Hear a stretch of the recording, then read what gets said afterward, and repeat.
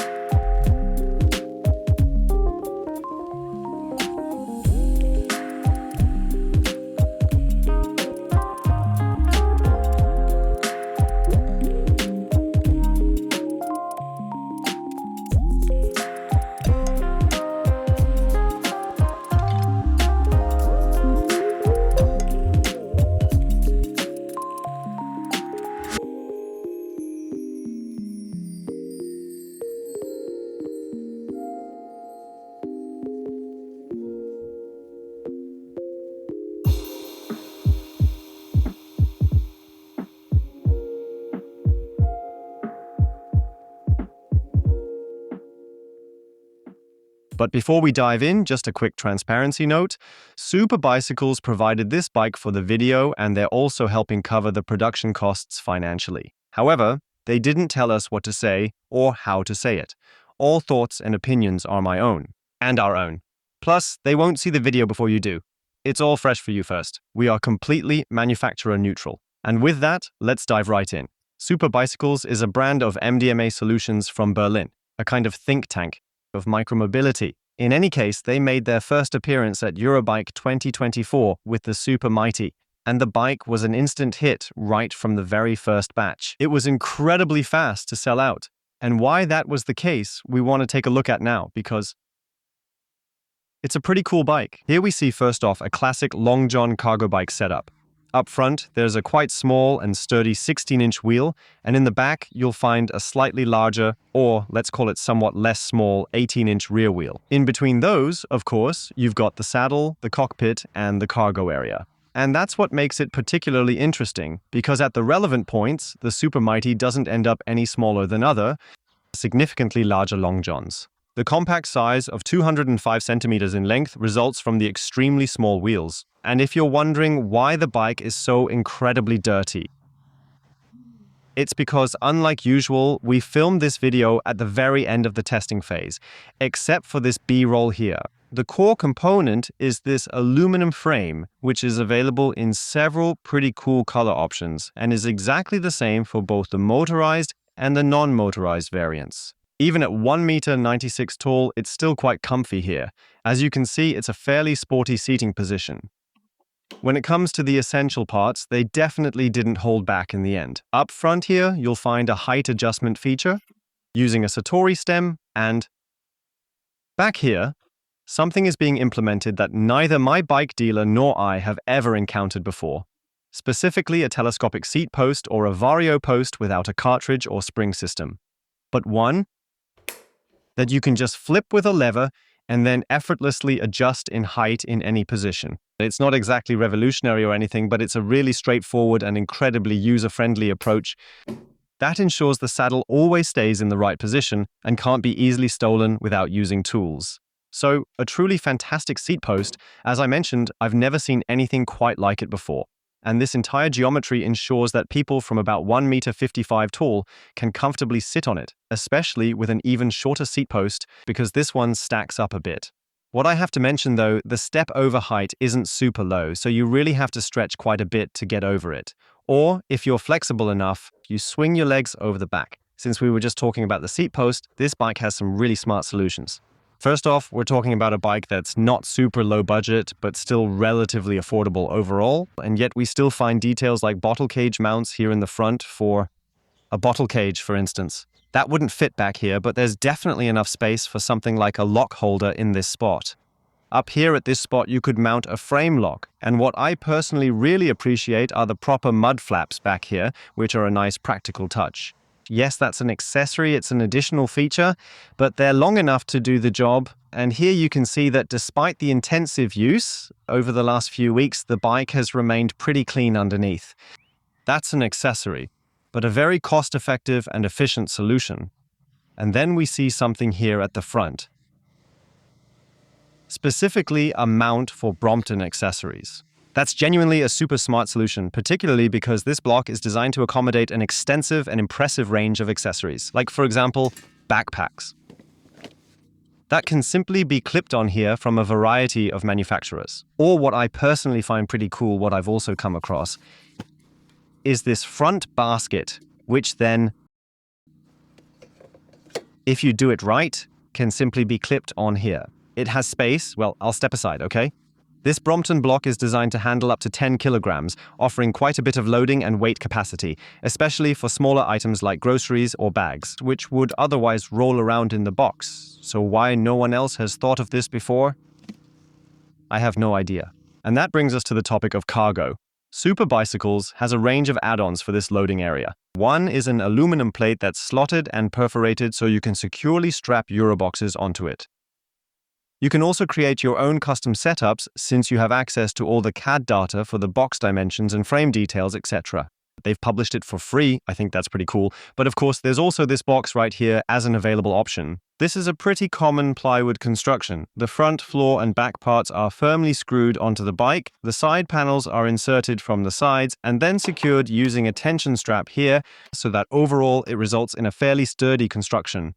In terms of space, it creates a box roughly the size of a standard Euro container. A little bit of wiggle room, some extra space in the front, back, left and right to make it even easier to place Euro crates in here. But that means you've got plenty of room here to stack things up quite high, even inside this box. And also, this box is perfectly suited for dogs, for example. And what also stands out when you look at this box is that there are holes all over it. Here is a big hole. Here is a handle or something similar, here is a smaller slit, and here is another hole which you can plug using your finger. Here is a notch. Quite a lot going on, but what is it all for? It's obviously designed for accessories and attachments. Super Bicycles wants to build an entire ecosystem of accessories around this base, around this bike. But as I mentioned, it's not just about them. They also aim to make it as simple and easy as possible for everyone else to develop both private and commercial solutions. Of course, they've also come up with some ideas themselves. And this bench designed for kids is especially prominent. It's constructed here in a sort of hammock design with these rods here at the bottom which run through or beneath the seat surface, and it is attached in this box with these rods up here. And as you can see, it's a backrest that's quite tall and provides substantial support. I actually really like it. So, my two kids, 4 and 7 years old, have also sat in here for longer rides. At first, they briefly complained about the space. But then after longer drives, they were pretty comfortable. We can also see these small cushions on the side here to make it a bit more cozy. It definitely has enough space for 2 kids.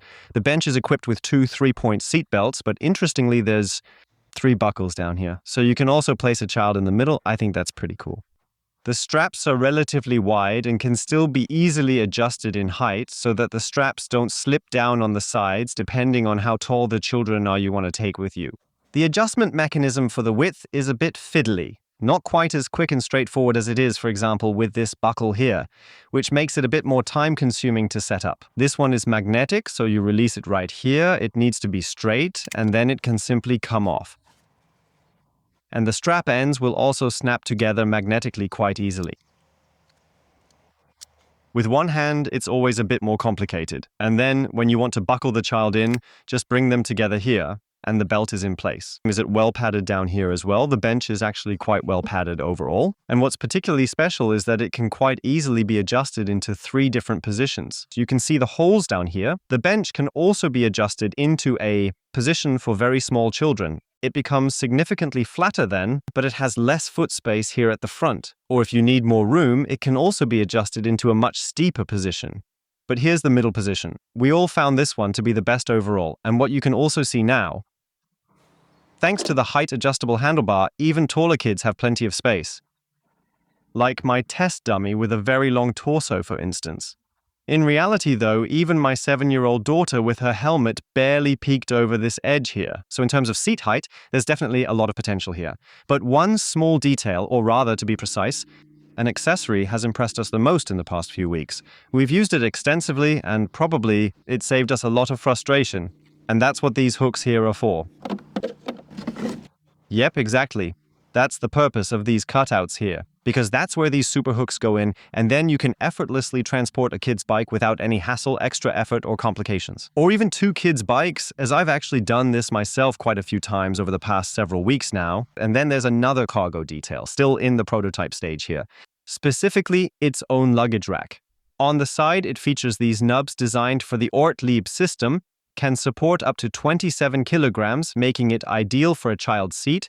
And it includes an MIK HD interface up here, which is of course a really neat feature if you want to mount any accessories on here, like for example, a big box. And especially with such a box, you end up with 3 quite spacious loading areas, each specifically designed for different purposes, on an overall very, very compact cargo bike. But all that would be pointless if the bike didn't ride superbly. And that's exactly what we're going to find out now. And of course, we're back out with the whole crew. Up front here, my team members, the sacks, are inside, so roughly 35 kilograms up front here. Then there's also the lock-in here, a bit of camera gear and equipment, and when I sit on it, we're already pretty well loaded up. However, we're still nowhere near the weight limit because the bike itself is relatively lightweight overall. Let's begin. First, as always, the 0 to 25 kilometers per hour acceleration. We're in the highest level of assistance in the smallest gear. And here we go.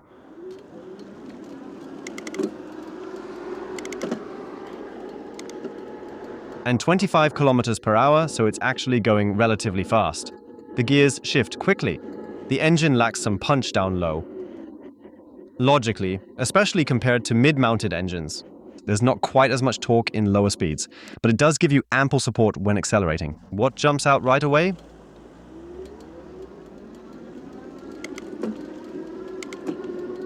Is the quite loud noise, both from the derailleur and the motor. What you can hear now as well is that telescopic seat post. Unfortunately, it isn't entirely silent with my weight and seat extension. But now let's see how quickly this thing can take us all the way up the Jerusalemsberg, Lübeck's steepest drivable road and incline. We're aiming to maintain 200 watts while keeping the cadence at around 80 revolutions per minute. I don't have anything to check it right now, but just by feel, and we're starting at 23 kilometers per hour here. Now I have to shift down. Not too much power applied. 16 kilometers per hour. 15 kilometers per hour up the Jerusalemsberg at its steepest point here. The microshift shifting system offers sufficient range for these conditions. Right now we're in third gear, no, actually in second. So it really can't get much steeper if you want to maintain a fairly high cadence throughout. But then, when it flattens out, the bike accelerates nicely. Such curbs, the bike surprisingly handles them quite well. The motor supports gradually, and that's of course what makes it special. It's different from the mid-motor, but the motor sound naturally depends on the speed you're riding at, and the power the motor has to exert. And if we now lean into the curve a bit on this straight stretch here, it's an absolute delight because the Super Mighty is truly impressive and fun to ride. Very agile in its tuning, it leans into the corner very quickly, but at the same time it's also very easy to control even when you don't have your hands on the handlebars, which is very rare for long John cargo bikes. The seating position is now sporty, I'd say. Smaller people sit a bit more upright, but I would say that it's actually quite a balanced seating position. Yes, and then again, when accelerating hard, there are these, it's 45 Newton meters of torque from the engine. They do a pretty good job there. It's not like they propel you forward with brute force, but it's definitely enough for the weight of the bike. And it's also quite fun. But let's check out how it performs on gravel, especially if you're thinking about a bike tour. It's very, very sandy here now. It's been really dry lately. But thanks to this sporty steering geometry, the bike handles really well. It's incredibly precise, so there's absolutely no wobbling or rattling at all. And since the front wheel is positioned so close to the handlebars, it feels very natural overall. Just the small front wheel tends to make the ride a bit bumpier on uneven surfaces, especially when compared to larger wheels, which handle those conditions more smoothly. But let's see how it handles starting uphill now. We're currently in the highest level of assistance. We're in the lowest gear. Let's take a look and see now. Yes. So, it notices quickly when I want to accelerate. But right now on this steep incline, it doesn't have quite enough power to get me out of here smoothly and swiftly without any real effort. But the motor supported immediately, I noticed that. Now let's take a look at what this button here does, because it serves as both a hill walk assist and a launch assist, or essentially a kind of boost function. Press it. Now it's set and... That's much better now. The motor actually started assisting earlier, and that's how we managed to climb up here. It's still a bit of a workout though, so this motor isn't exactly a powerhouse. But if you ever find yourself in a tight spot, this little button here is there to give you that extra push when you need it most. Now, in terms of the gear range, the smallest gear, as I mentioned, isn't super small, but it still gets the job done when you're tackling tougher sections of the trail. And I was actually riding in the highest gear quite often. Then at 25 kilometers per hour, my cadence settled down to around approximately 60 revolutions per minute. So it's a gear ratio that should be perfectly fine for gentle climbs and in most cities. So getting off, as I already suspected, isn't that straightforward because the top tube is positioned quite high up there, making it a bit tricky. But pushing the bike is quite a bliss thanks to its low center of gravity. If you completely turn off the support, then it essentially functions as a regular cargo bike just without any motor assistance. The motor doesn't add any noticeable resistance or anything. Even if the battery happens to be dead, it still rides just like a regular bike, albeit a bit heavier, but perfectly functional and smooth. And what's truly remarkable, largely thanks to this compact front wheel, is the impressive steering angle on the Super Mighty. Because as you can see here, you can actually turn within an extremely tight space. And not just in one direction, but also in the other. The steering lock is actually equally tight in both directions, ensuring precise and consistent maneuverability on either side with ease. A true stress test, particularly with such small wheels, is undoubtedly cobblestones. Although I must say that here the bike rolls over it pretty well. There are definitely more vibrations noticeable compared to bikes with larger wheels. But everything really stays quite within limits. What's worse, however, are rather those deeper potholes, for example, going over a curb or similar obstacles. And there, of course, the limits of the wheels are also reached once more. You shouldn't go over them too quickly, but especially in urban environments, the small wheels really aren't much of an issue at all. Accelerating to 25 kilometers per hour, we'll do the brake test right there in the shade at the second line. And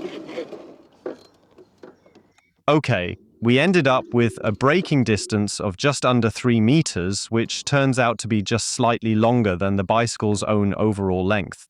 The brakes, however, inspired a lot of confidence. They have a very good bite point. Of course, the relatively small brake discs probably aren't super impressive in performance in terms of fade resistance, but it's perfectly adequate for the intended purpose in a typical urban setting like this here. It has space like a big one, it rides like a small one. And now let's head back to the studio and see how our conclusion turns out. So, to wrap up this video, I gave the Super Mighty a really good clean. It definitely deserved it because over the past few weeks, it's had to endure a lot more than the majority of the other test bikes because we brought it along on vacation. We relied on it for our daily routines, and its compact size made it easy to fit on top of the trailer. We also did bike tours with both kids seated up front and their bikes securely attached to the bike. There could have even been a third kid sitting on the back. It transported groceries across the campsite to the tent. It handled everything really well, but we still managed to come up with a few points of criticism. You'll of course find a full assessment based on the Radelbande rating matrix via the link down in the video description in written form. But now let's dive into 3 aspects that we found really impressive and 3 others that didn't quite meet our expectations. And we'll start with the latter. And the first point here is the wooden box. It's taken quite a beating over the past few weeks. And wood isn't really the most suitable material for bikes that are constantly exposed to outdoor elements and could be involved in accidents. I'd personally prefer a box made of plastic panels, similar to those already used by other cargo bike manufacturers. But I also know that Superbicycles has quite a bit planned in that regard. The second point is the motor noise of the Bafang rear hub motor. Even after about 250 kilometers, I haven't gotten used to it and the noise hasn't changed.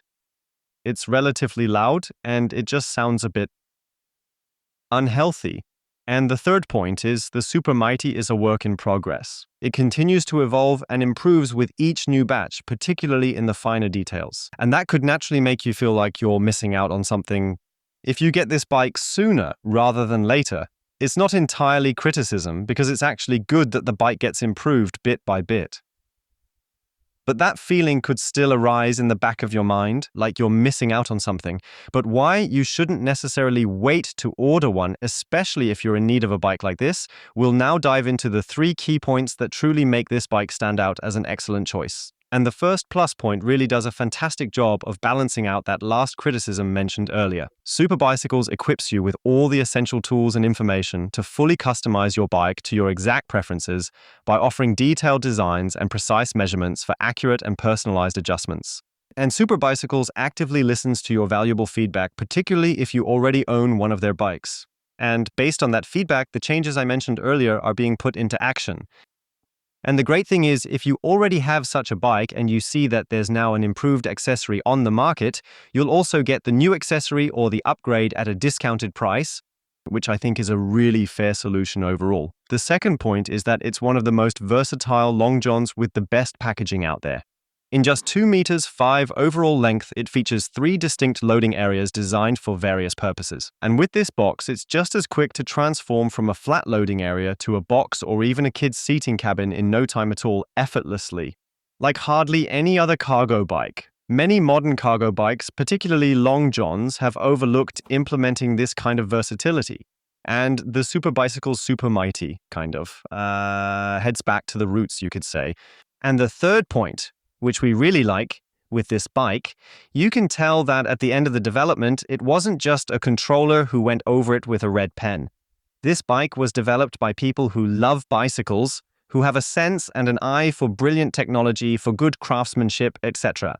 If you just look at the chainring, for example, it's unnecessarily complex in a way. It probably could have been made much cheaper. And then there's the selection of components. The Satori up and down stem, the headlight at the front. These are components that you'd find on bikes twice as expensive. And these features really stand out in a very positive way. But the key question now is, who is the Super Mighty best suited for? In the realm of affordable cargo bikes, not much has been happening in recent years, especially when you were anticipating a certain level of coolness and quality. And that's exactly the gap Superbicycles is stepping into with the Super Mighty. So if you're on the hunt for a bike that's affordable, high quality, and incredibly versatile, all packed into one complete package, then the Super Mighty is definitely worth checking out. Of course, it doesn't excel everywhere with the rear hub motor system, particularly in hilly terrains, or if you're dealing with steep climbs in your city, then you really need to consider if it's the right fit for you. But for all cities that have a flatter profile and a lot of paved streets, the Super Mighty is more than sufficient in terms of motor power and can truly handle your daily commutes with ease and reliability. And it handles a lot of things with ease. Whether you just want to transport items on a flat cargo area or in a box, take your dog along, or bring your kids with you, the bike can do it all and even more. That's what has truly amazed me over the past few weeks. It's been a real eye-opener and a genuinely pleasant surprise. It actually amazed me so much that I briefly considered whether we should take over this bike. However, after thinking it through more carefully, I realized we honestly don't have any real need for it at all. But what's your personal take on the Super Mighty from Superbicycles? Is this the bike you've been waiting for? Do you think it'll turn into a real bestseller? Write it down in the comments section below. Drop a thumbs up. You can just drop one if you enjoyed watching the video. And if you want to be part of the adventure when the Radelbande hits the road next time, make sure to subscribe to the channel. Bye. Period. See you soon.